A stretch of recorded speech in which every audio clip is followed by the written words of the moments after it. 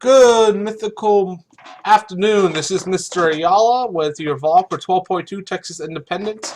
As always, please make sure you're writing down these notes in the end of this video that you are answering the question and putting in the proper spot on the Weebly with correct grammar and full sentences so that you can get your full credit. And remember, please don't plagiarize. Anyway, this is 12.2 Texas Independence. We're going to begin with the clash of cultures, and about 3,000 Tianos, or people of Mexican descent, lived in Texas at this time. Excuse me for my Spanish, it's not very good. Empresarios, moved because Mexico offered land to those who brought their families.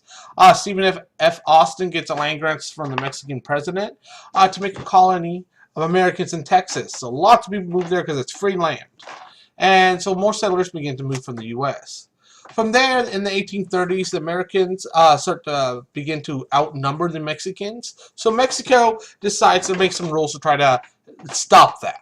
First, they make a decree that says no more immigration from the U.S., no more slaves, which will upset a lot of the cattle and plantation owners that came from the South. All people must be Catholic, when the majority of them were actually Protestant, and the official language must become Spanish. So a little bit different. Stephen Austin demands that they remove these issues. Antonio Lopez de Santa Anna, the dictator of Mexico at the time, says no, and Texas begins to prepare for independence.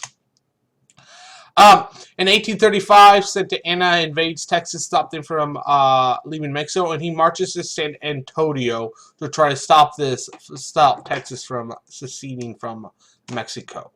The Texans make a last stand at what's known as the Alamo.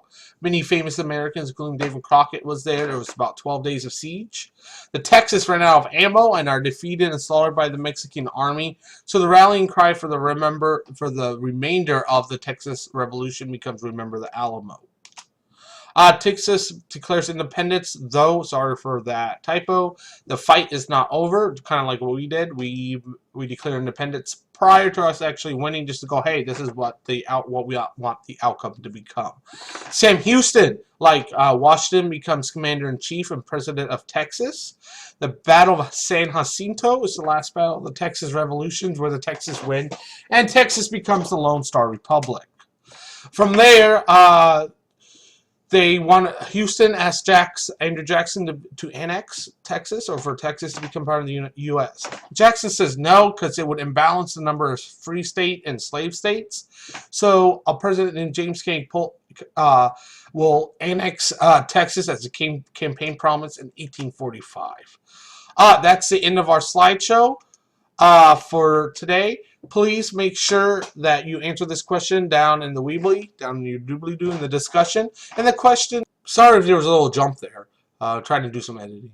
Anyway, down in the Weebly, down in your doobly-doo, please answer this question. Compare and contrast the independence of Texas and Florida. How are they alike? How are they different? Should be about 2 paragraphs. And as always, don't forget to be awesome.